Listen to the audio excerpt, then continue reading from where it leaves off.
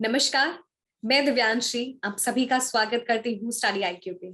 हम हमेशा success stories की बात करते हैं, लेकिन उस सक्सेस के पीछे छिपी कितनी सारी मेहनत, हार्ड वर्क, सैक्रिफाइसेस, उसकी बात करना उससे भी ज्यादा जरूरी है।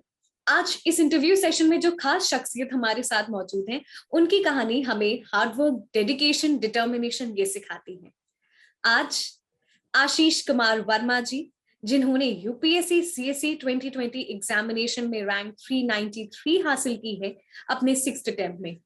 मैं आप सभी को एक और बात बता दूं इनके बारे में तो अगर हम कहें साल 2020 इनके लिए काफी लकी रहा है, क्योंकि यूपी पीसीएस 2020 में भी इन्होंने 38 रैंक हासिल की है and you selected for the post of SDM. Welcome Ashish ji to study IQ. Thank you. Ashish ji, मैं सभी को बता रही थी कि हम सक्सेस की बात करते हैं, लेकिन उस सक्सेस के पीछे छिपी कितनी सारी हार्ड वर्क, डेडिकेशन, उसको समझना बहुत जरूरी है। वो आपको और एक ड्राइविंग फोर्स की तरह काम करेगी आपके सक्सेस के लिए। आशीष जी, आपका 6वां अटेम्प्ट था। 6वें अटेम्प्ट में हाँ, आपने एक बेहतरीन रैंक के साथ लिस्ट में अपनी जगह बनाई। How are you feeling now after all these years of hard work, sacrifices? actually the journey has been a little bit longer, so the feeling now is a bit light, relieved, now less burden. So it's good. Finally, it happened. Ashish ji, थोड़ा सा अपने जो journey रही है उसके बारे में थोड़ा सा हमें बताएं। मैंने सिविल सर्विसेज की तैयारी 2014 से स्टार्ट कर दी थी। 2014 में मैंने बीटेक कंप्लीट किया आईआईटी कानपुर से। उसके बाद से ही मेरा रुझान सिविल सर्विसेज की तरफ ही था। मैंने प्राइवेट सेक्टर में कोई भी जॉब नहीं की। उसके बाद हर साल मैंने अटेम्प्ट दिए और 2020 में मेरा 6वां अटेम्प्ट था जिसमें मुझे रैंक हासिल हुई। इससे पहले मैंने 2 बार मेंस में फेल किया, 2015 और 16 में। 2017 में मैंने इंटरव्यू दिया, 2018 में मेरा प्रीलिम्स नहीं हुआ। फिर 2019 में मैंने सिविल्स का और फॉरेस्ट दोनों का इंटरव्यू दिया, दोनों में नहीं हुआ। फिर 2020 में मेरा स्टेट पीसीएस और सिविल सर्विसेज दोनों में रहा। तो शॉर्ट में ये मेरी जर्नी है, failures and then finally list में नाम आने का। आशीष जी, क्या मोटिवेशन था जो आपको 6वें अटेम्प्ट तक एक मोटिवेटेड रखा इस एग्जामिनेशन में? मोटिवेशन कह लीजिए या सेल्फ बिलीफ। मतलब मुझे ऐसा लगता था कि नहीं, मेरे से हो जाएगा। कुछ कमी है जिसे मुझे सुधार करना है। और मैं अपने आसपास के लोगों को भी देखता था, तो कुछ जो लोगों का हुआ भी है वो मेरे से कुछ ऐसे अलग नहीं है बहुत जिनका हुआ है। तो मुझे अपने अंदर ये भरोसा था और फैमिली का सपोर्ट भी था। तो ऐसा लगता था कि नहीं, मेरे अंदर वो चीज है जो इस एग्जाम को चाहिए, बस मैं एक्सप्रेस नहीं कर पा रहा हूँ या थोड़ा मुझे और ज्यादा मेहनत करने की जरूरत है। तो मुझे कॉन्स्टेंटली अपने आप पे ये सेल्फ बिलीव जिसको कह सकते हैं वो मुझे मोटिवेट रखता था कि नहीं, मुझे करना है। आशीष जी, आप कैसे समझते थे, कैसे खुद का आंकलन करते थे कि क्या गलतियां रह गई हैं, कैसे सुधार करनी है? क्योंकि अगर आपकी जर्नी की बात करें तो ग्राफिक कंसिस्टेंट नहीं था। कभी प्रीलिम्स निकलता था, कभी मेंस, कभी प्रीलिम्स ही नहीं निकल रहा है, कभी आपने इंटरव्यू दिया। तो कैसे समझा खुद को? मेरा ऐसा था, मैं मेरे पहले जो 2 अटेम्प्ट थे उसको मैं अपने एक्सपीरियंस में एक अटेम्प्ट कंबाइन करता हूँ। क्योंकि मेरा पहला अटेम्प्ट जो था उसमें मेरे को प्रीलिम्स निकला। तो प्रीलिम्स के बाद में मतलब मेरे को ज्यादा एक्सपीरियंस नहीं था। तो प्रीलिम्स का जब तक रिजल्ट नहीं आया, मैंने मेंस की प्रिपरेशन उतनी स्टार्ट नहीं की। तो उस टाइम पे मेंस की प्रिपरेशन मेरी बहुत अच्छी हो नहीं पाई थी। और दूसरे अटेम्प्ट में भी मुझे लगा कि मैं पहले जैसा कर रहा था वैसे ही किया।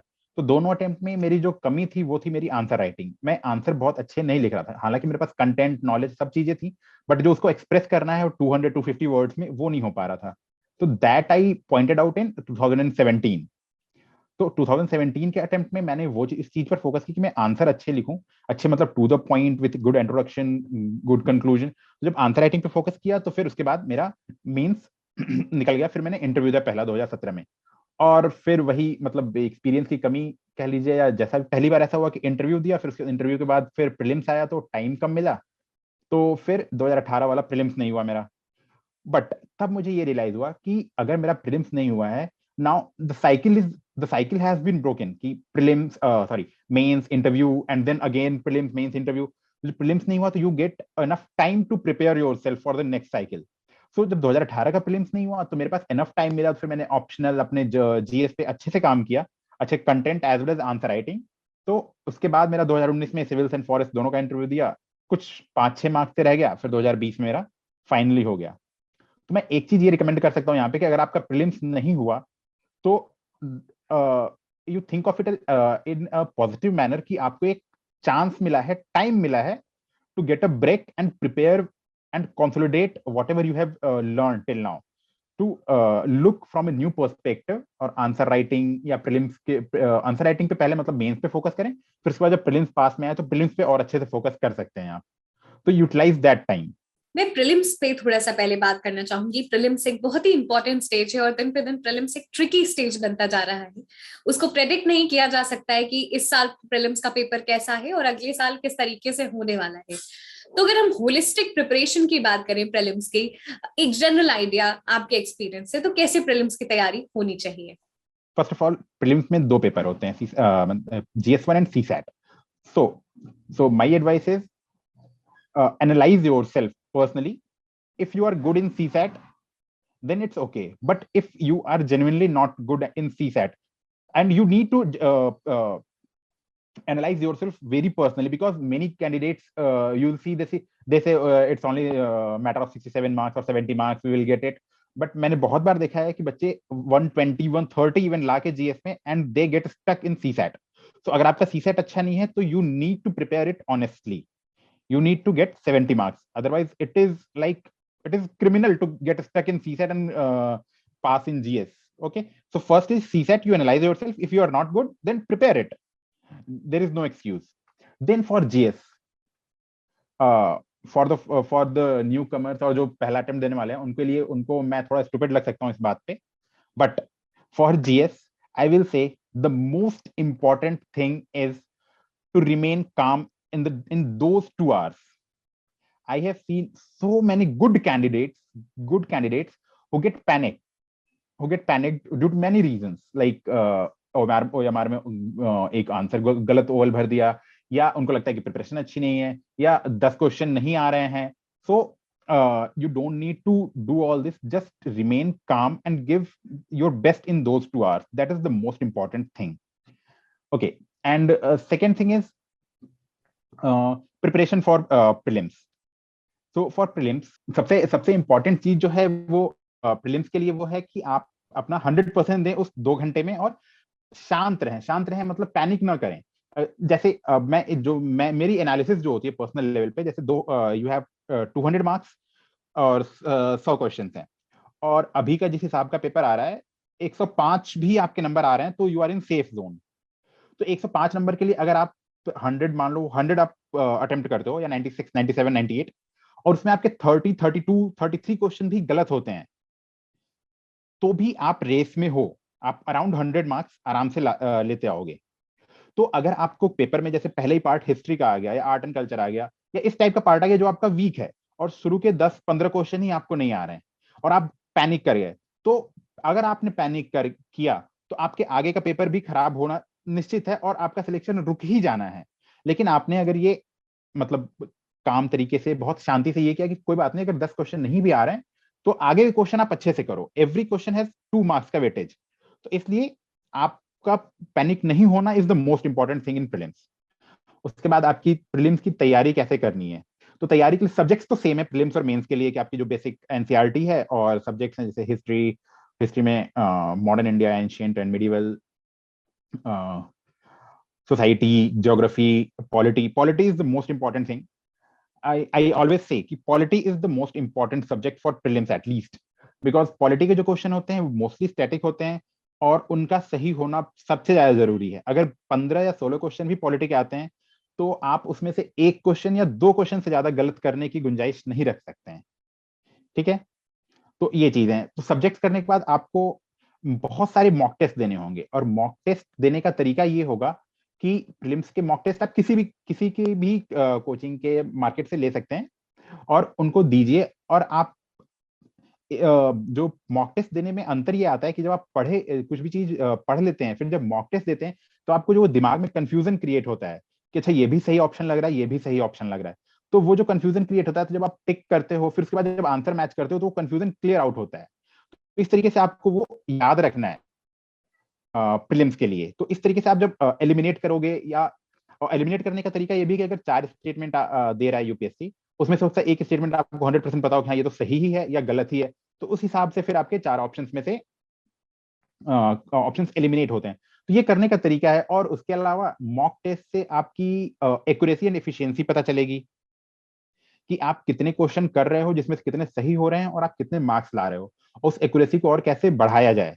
जैसे मेरा क्या तरीका होता है कि मैं मोस्टली 96 97 प्लस करता हूँ, तो उसमें मेरे 25-30 गलत होते हैं, तो 110 के राउंड बन जाते हैं मेरे।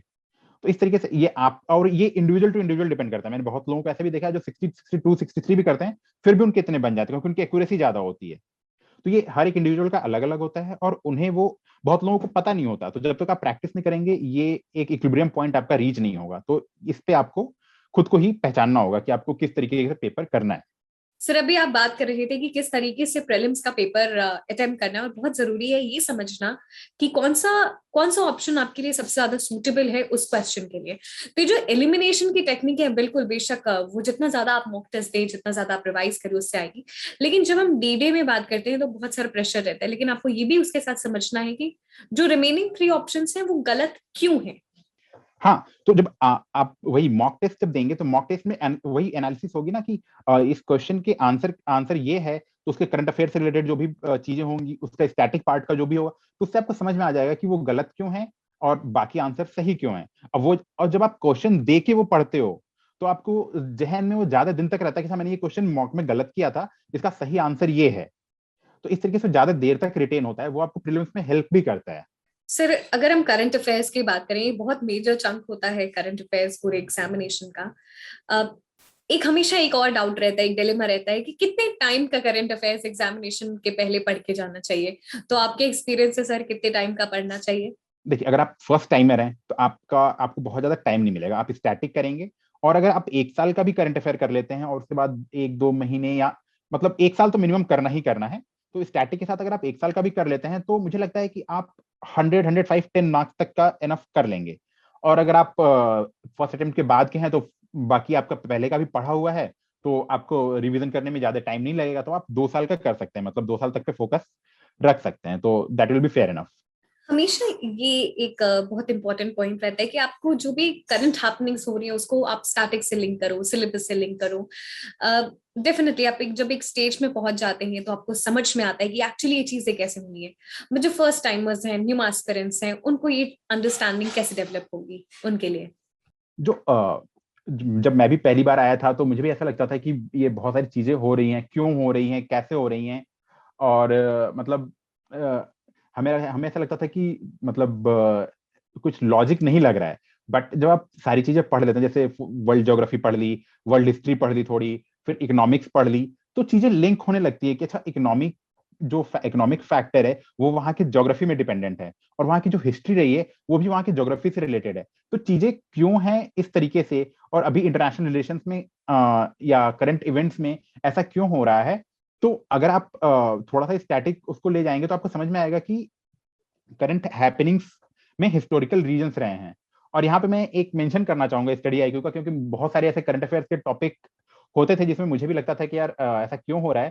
तो मैंने बहुत बार उसको मतलब ऐसे यूट्यूब पे सर्च किया, तो स्टडी आईक्यू का पहला या दूसरा लिंक आता था, तो उस पर देखता था, तो उस पर एक्सप्लेनेशन काफी अच्छे से लूसिड तरीके से और हिस्ट्री के साथ साथ, मतलब पूरे बैकग्राउंड के साथ साथ होती थी, तो उसमें अच्छे से समझ में चीजें आ जाती थी। तो जहां पे अगर आपको कोई टॉपिक नहीं समझ में आ रहा है, तो अभी के टाइम पे तो आपके पास ऑनलाइन काफी सारे रिसोर्सेज हैं, तो आप उस टॉपिक को सर्च कर लो, तो एक बार में चीजें आपको समझ में मतलब आ जाएंगी, हिस्ट्री के साथ साथ, मतलब बैकग्राउंड के साथ साथ और करंट अफेयर लिंक करते हुए। तो that will be an easy option. Sir हम टेस्ट सीरीज की बात करें तो, और बेशक टेस्ट सीरीज बहुत जरूरी है एग्जामिनेशन के पहले, वो कॉन्फिडेंस देता है और आपको रियल टाइम एक एक्सपीरियंस भी देता है कि ऐसे क्वेश्चंस होते हैं। तो प्रीलिम्स और मेंस में दोनों ही टेस्ट सीरीज को जिस तरीके से हम अटेम्प्ट कर रहे हैं, हमारी माइंडसेट अलग होता है, एग्जामिनेशन का जो लेवल है वो अलग होता है। तो मैं चाहती हूँ थोड़ा सा आप बताएं, जब हम मेंस टेस्ट सीरीज करें तो कैसा माइंडसेट होना चाहिए, और प्रीलिम्स के लिए जो टेस्ट सीरीज है।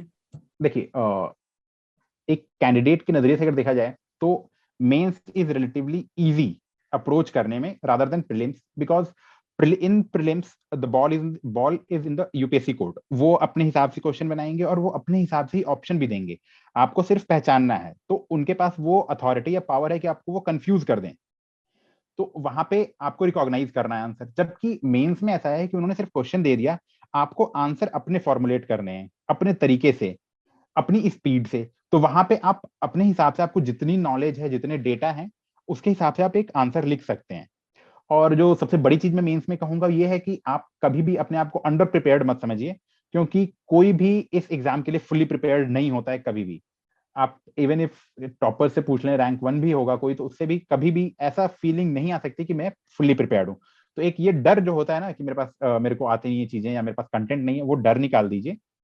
और दूसरी चीज मेंस के लिए है कि आपको प्रैक्टिस करना पड़ेगा। और प्रैक्टिस में जो मेरे आंसर राइटिंग इंप्रूवमेंट में जो सबसे पहले चीज आई, वो ये आई कि मुझे चीजें जब आंसर राइटिंग अच्छे से समझ में आने लगी, तब मुझे ये समझ में आया कि मुझे इस क्वेश्चन में क्या नहीं लिखना है। जैसे पहले ऐसा होता था कि मैंने क्वेश्चन पढ़ा और जल्दी जल्दी कुछ भी मतलब पेज भर दिया। तो जब मैंने आंसर राइटिंग पे फोकस करना स्टार्ट किया, तो मुझे ये समझ में आने लगी चीजें कि अच्छा मुझे इस क्वेश्चन में ये चीजें नहीं लिखनी है। तो जब आपको ये समझ में आ जाएगा कि ये चीजें नहीं लिखनी है, तब उसके बाद आपको लगेगा अच्छा ये चीजें लिखनी है। तो स्टार्टिंग में आपको प्रॉब्लम हो सकती है कि आप स्लो जाएं कि मुझे कंटेंट नहीं लग रहा है या नहीं मिल रहा है, बट धीरे धीरे आप प्रैक्टिस करोगे। आप पहले टाइम पे मत फोकस करो कि मुझे पेपर 3 घंटे में कर ही देना है। पहले आप अपने आंसर राइटिंग पे फोकस करो कि मुझे एक अच्छा आंसर लिखना है। तो आप जब 10 15 20 25 अच्छे आंसर लिख लोगे, स्लोली मतलब आधे घंटे में भी आप अगर एक आंसर लिखोगे तो भी कोई दिक्कत नहीं है। लेकिन अगर आप एक अच्छा आंसर लिख लोगे, तो उसके बाद आपके अंदर ये कॉन्फिडेंस आएगा अच्छा ऐसे लिखना है। फिर उसके बाद स्पीड आप अपने आप कोप अप कर लोगे। लेकिन मेंस आते आते तक आपको ये ध्यान देना होगा कि आपकी स्पीड भी है कि आपके 20 के 20 क्वेश्चन हो जा रहे हैं। तो मेरा अप्रोच ये था। सर आपने एक बहुत इंपॉर्टेंट पॉइंट मेंशन किया कि आपके पास बहुत सारा कंटेंट होता था पहले दूसरे अटेम्प्ट में, लेकिन एग्जामिनेशन में कैसे लिखना है, किस तरीके से एक्यूरेटली लिखना है, वो आप समझ नहीं पाते थे, और वो आपकी एक कमजोरी थी। उस कमजोरी को आपने कैसे सुधारा? जैसे मेरे साथ ऐसा था कि जब मैं क्वेश्चन आता था, तो मुझे ऐसा लगता था कि मैं सब कुछ लिख दूं जो भी मुझे पता है। तो उसमें ऐसा होता था कि जो क्वेश्चन नहीं भी पूछा है, मैं बैकग्राउंड हिस्ट्री सारी चीजें लिख रहा हूँ और एक पैराग्राफ मोनोटोनस था। लेकिन जब आप आंसर राइटिंग करोगे अच्छे से, तो आपको ये लगेगा कि आ, आपको बैकग्राउंड या ऐसे स्टोरी बनाने की जरूरत नहीं है। जो क्वेश्चन पूछ रहा है, आप एक कोई डेटा के साथ या मतलब कोई अच्छे कोट से या किसी तरीके से इंट्रोडक्शन स्टार्ट करो।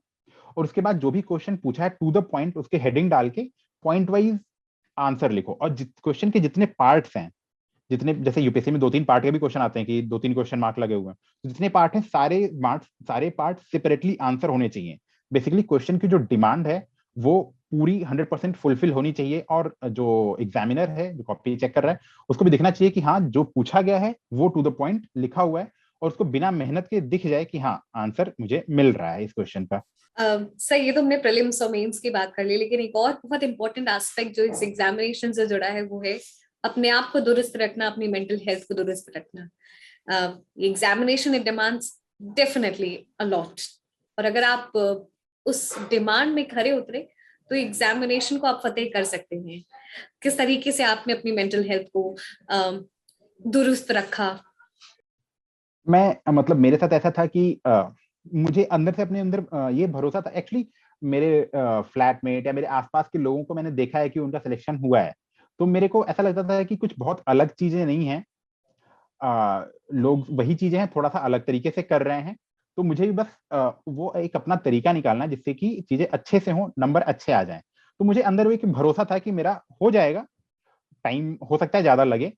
तो एक तो ये बात थी। दूसरी बात, कभी कभी मुझे जब ऐसे डिप्रेशन तो नहीं कहूंगा, निराशा जब होती थी, मैं एक तो मोटिवेशनल वीडियोस आप देख सकते हो या टॉपर्स के टॉक देख सकते हो। इसके अलावा भी मैं यूट्यूब पे ही बायोग्राफी सुनता था या कभी कभी पढ़ता भी था। जैसे बहुत सारे महान लोग हुए हैं, जैसे doctor B R Ambedkar, Lal Bahadur Shastri, Martin Luther King या अब्राहम लिंकन। मतलब ऐसे ऐसे लोग, और उनके जब चैलेंजेस स्ट्रगल आप सुनते हो देखते हो, तो आपको लगता है कि यार इनके सामने तो मेरे स्ट्रगल कुछ भी नहीं है। तो इस तरीके से अपने आप को मोटिवेटेड रखता था मैं।